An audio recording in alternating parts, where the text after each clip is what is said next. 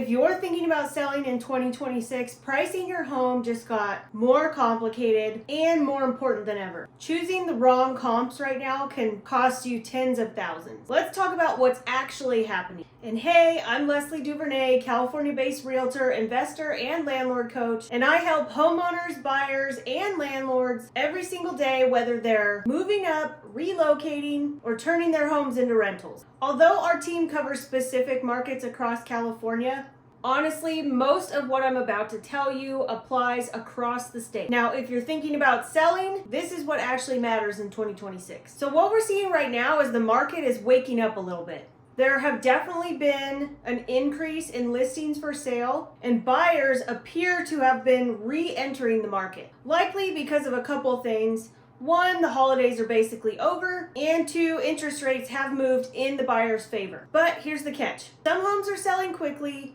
some are just dropping the price, some are still sitting, and others are getting multiple offers. This is making the comp selection very difficult as compared to being in a peak market time.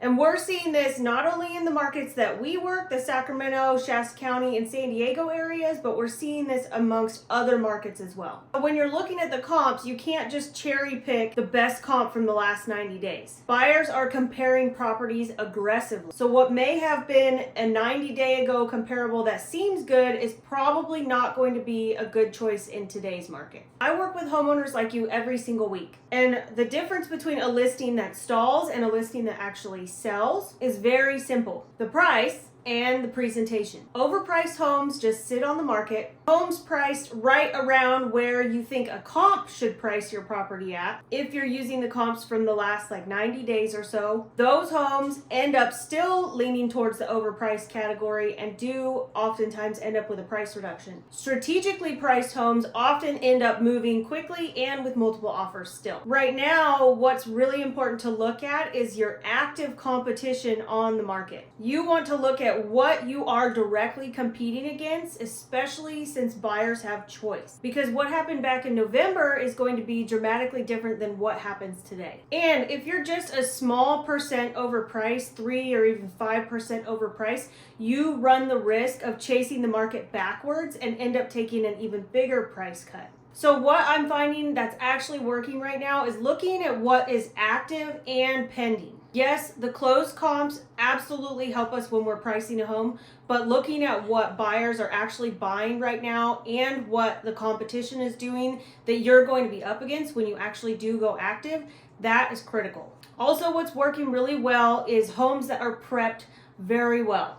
It doesn't have to be the most upgraded home on the market, but it does need to show crisp and clean and create an environment where the buyers can envision themselves in that home. You want to price ahead of the market, not behind it. So if we're looking at what happened in November, that is a different market environment than we're in today. And if we look at how homes are selling and how they're trending based on what's actually going pending, we can follow the trends. Sellers who are winning right now have very realistic expectations, and they're using a strategy, and their homes are well prepared. The price it high and wait for the buyer to negotiate is not a tactic that works at all in this market.